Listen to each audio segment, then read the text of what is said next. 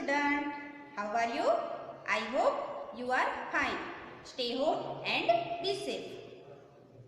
बच्चों, हमने पहले के वीडियो में संज्ञा, सर्वनाम, विशेषण और क्रिया शब्दों के विषय में अध्ययन किया। ये सभी विकारी शब्द है। विकारी शब्द कहते हैं, ये तो आप सभी को याद है ना, कि संज्ञा, सर्वनाम, विशेषण, क्रिया, ये सबको हम विकारी शब्द कहते हैं। तो चलिए बताइए, वाक्य में प्रयुक्त होने पर इनके रूप में परिवर्तन हो जाता है, होता है ना। और वाक्यों में इन्हें विभिन्न रूपों में देखा जा सकता है। लिंग, वचन, कारक, काल, पुरुष आदि के प्रभाव से इन शब्दों के रूप बदल जाते हैं। इसलिए इन शब्दों को विकारी शब्द कहते हैं। संज्ञा, सर्वनाम, विशेषण, क्रिया, ये सारे शब्द को विकारी शब्द कहा जाता है। क्यों? क्योंकि इनके वचन, लिंग, कारक के अनुसार उनके रूप बदलते हैं। आप सबको अव्यय के बारे में पता चल गया ना अब, कि जब ये सब विकारी शब्द है तो अव्यय कैसा शब्द है, कैसा है, चलिए बताइए। तो अव्यय अविकारी शब्द है, जैसे कि ओह, अरे, कल, आज, किंतु, परंतु, जब, तब, ताकि आदि। ये सभी अव्यय के शब्द हैं। चलिए तब अब हम अव्यय के वाक्य देखते हैं, जिसमें आपको कोई भी परिवर्तन देखने नहीं मिलेगा। इस वाक्य में देखिए, रोहित कल चला जाएगा। दूसरा है, सुमेधा कल जाएगी। तीसरा है, हम कल चले जाएंगे। ये तीनों में कल कल कल जो शब्द है ना, जैसे कि बच्चों आपने देखा कि उपयुक्त तीनों वाक्यों में लिंग व वचन के अनुसार परिवर्तन हुआ, लेकिन कल शब्द में कोई परिवर्तन नहीं हुआ। इसी तरह आज, धीरे अथवा परंतु, ये सब शब्द में कोई परिवर्तन नहीं होते हैं। इसीलिए इन्हें अविकारी शब्द या अव्यय कहते हैं।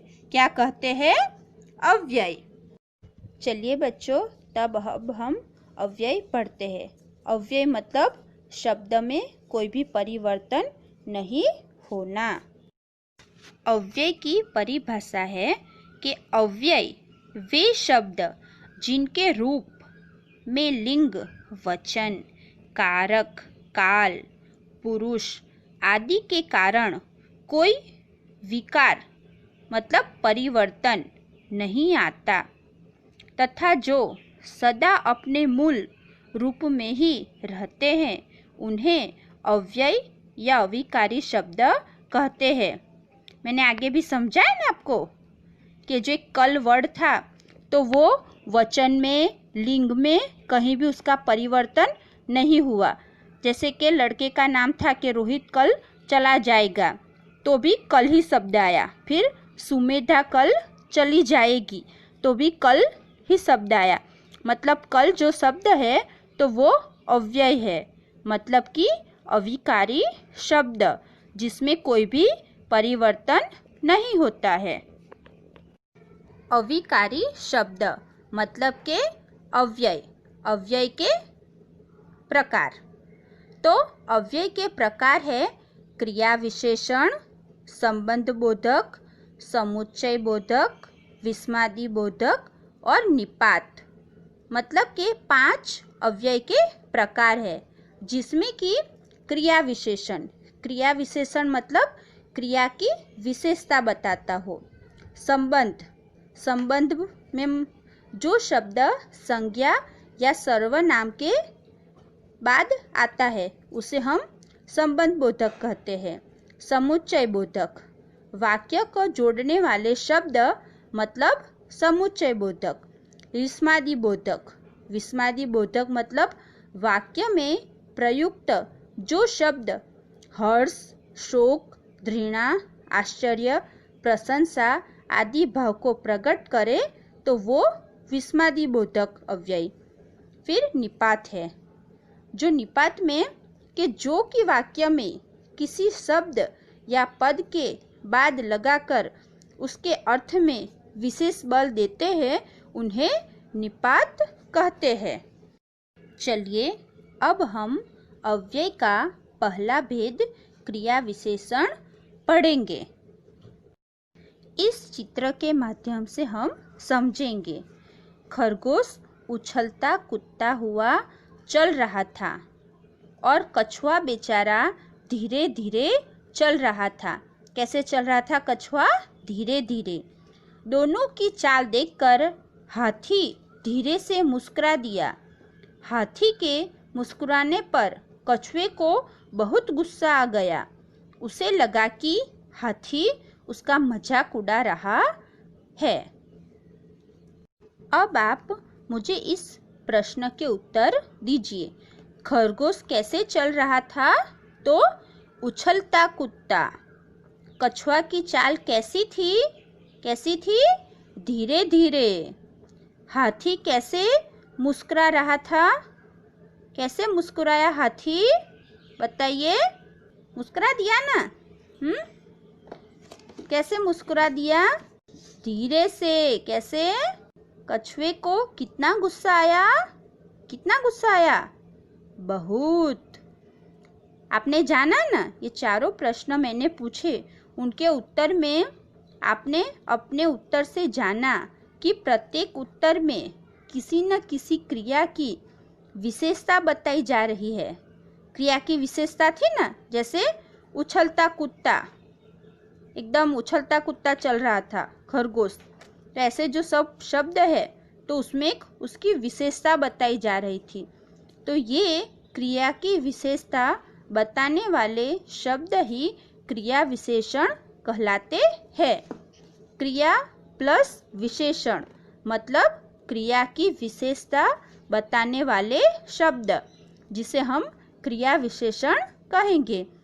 इस चित्र में देखिए कि इस बार क्रिकेट टीम ने बहुत अच्छा खेला। तो कैसा खेला? अच्छा। तो ये क्या है? क्रिया विशेषण। दूसरे चित्र में देखिए, माँ मैं थोड़ा खेल लूं? तो खेलना तो है लेकिन थोड़ा के ज्यादा। तो ये क्या है? थोड़ा क्रिया विशेषण। तो इन वाक्यों में अच्छा और थोड़ा शब्द क्रिया की विशेषता बता रहे हैं। ऐसे शब्द क्रिया विशेषण कहलाते हैं। चलिए इसकी परिभाषा हम देखते हैं। क्रिया की विशेषता बताने वाले शब्द क्रिया विशेषण कहलाते हैं। किसे कहते हैं क्रिया विशेषण?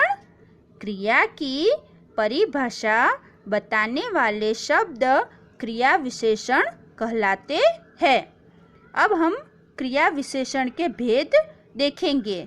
तो 1 कालवाचक क्रिया विशेषण, 2 स्थानवाचक क्रिया विशेषण, 3 परिमाणवाचक क्रिया विशेषण, 4 रीतिवाचक क्रिया विशेषण। ये चारों क्रिया विशेषण के भेद है। क्रिया विशेषण का पहला भेद है कालवाचक क्रिया विशेषण। इसे हम एक उदाहरण पे देखेंगे। जैसे कि घर के सामने एक कार रुकी। पहले एक पौधा उतरी, जिन्होंने कार से व्हीलचेयर निकाली। अब डॉक्टर चंदा उतरी और कुर्सी पर बैठ घर आ गई। इस गद्यांश में दिए गए रंगीन शब्द जो है वो क्रिया विशेषण शब्द काल यानी कि क्रिया के होने के समय का बोध करवाते हैं। इसलिए इन शब्द को कालवाचक क्रिया विशेषण शब्द हम कहते हैं। अब हम कालवाचक क्रिया विशेषण की परिभाषा देखेंगे कि वे क्रिया विशेषण शब्द जो क्रिया के घटित होने के समय से संबंधित विशेषण बताते हैं उन्हें कालवाचक क्रिया विशेषण कहते हैं। मतलब कि उसका समय क्या है, वो घटना कब हुई है, इसके बारे में जो हमें बताते हैं तो उसे हम कालवाचक क्रिया विशेषण कहते हैं। काल मतलब समय। कालवाचक क्रिया विशेषण के हम कुछ वाक्य देखेंगे, जैसे कि वह कल आया था। दूसरा, तुम अब जा सकते हो। तीसरा, वर्षा लगातार हो रही है। चौथा वाक्य, राजीव दिन भर मेहनत करता है। यहाँ वाक्यों में प्रयुक्त कल, अब, लगातार तथा दिन भर आदि शब्द क्रिया के होने या करने के समय का ज्ञान करा रहे हैं। इस वजह से यह कालवाचक क्रिया विशेषण है। अब हम दूसरा प्रकार स्थानवाचक क्रिया विशेषण देखेंगे। दूसरा प्रकार है ना क्रिया विशेषण का, स्थानवाचक क्रिया विशेषण। जो शब्द क्रिया की स्थान या दिशा के बारे में बोध कराए उसे स्थानवाचक क्रिया विशेषण कहते हैं। मतलब कि स्थान या दिशा बताए उसे स्थानवाचक क्रिया विशेषण कहते हैं। इस वाक्य में हम देखते हैं, तुम बाहर बैठो, वह ऊपर बैठा है, मैं यहाँ नहीं रुक सकूँगा। इन सभी वाक्यों में बाहर, ऊपर तथा यहाँ शब्द क्रिया के स्थान का बोध करा रहे हैं, इसलिए यह शब्द स्थानवाचक क्रिया विशेषण है। अपना स्थितिवाचक, स्थानवाचक में हम आएंगे जैसे कि जहाँ, वहाँ, यहाँ, आगे, पीछे, सामने, ऊपर, नीचे, आसपास, निकट आदि। ये सब स्थितिवाचक शब्द है, मतलब कि वो भी स्थानवाचक में आते हैं। फिर दूसरा है दिशावाचक शब्द, जैसे दिशा का निर्देश करते हो, सामने, इधर, उधर, जिधर, किधर, दाएं, बाएं आदि।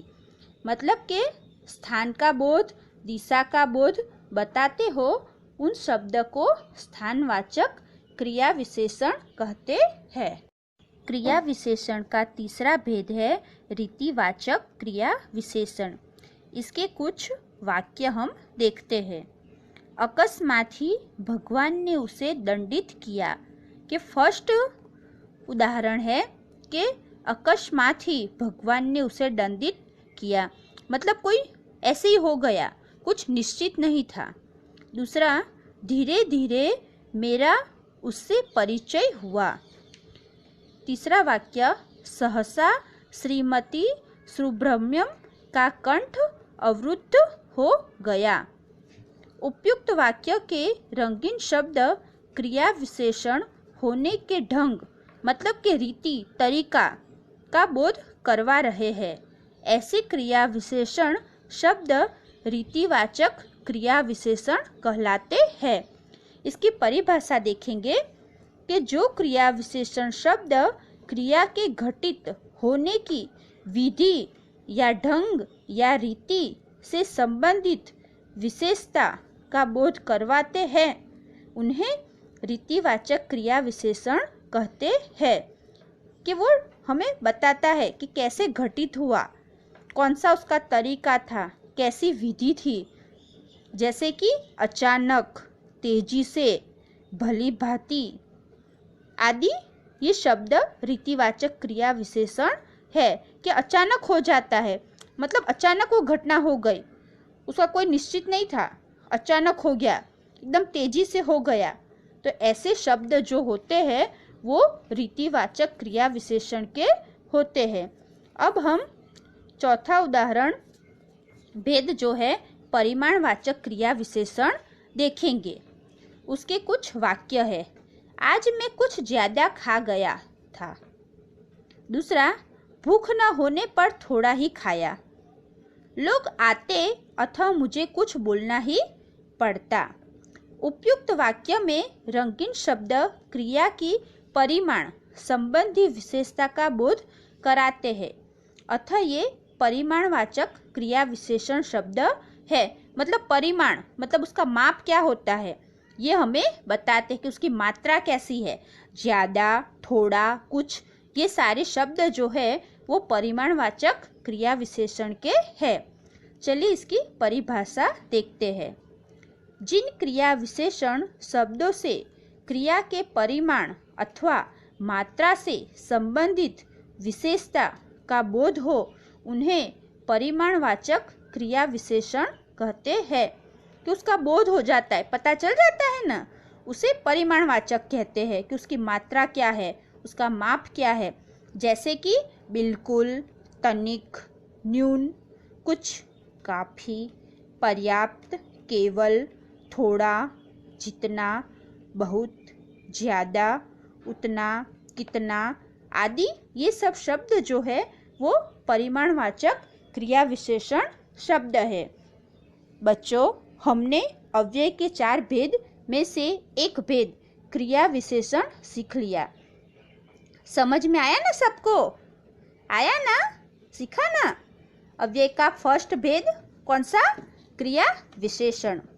अब हम अव्यय के दूसरे 3 प्रकार, संबंध बोधक अव्यय, समुच्चय बोधक अव्यय, विस्मादि बोधक अव्यय और निपात, पार्ट 2 अव्यय में सीखेंगे ना? देखोगे ना आप लोग पार्ट 2 वीडियो?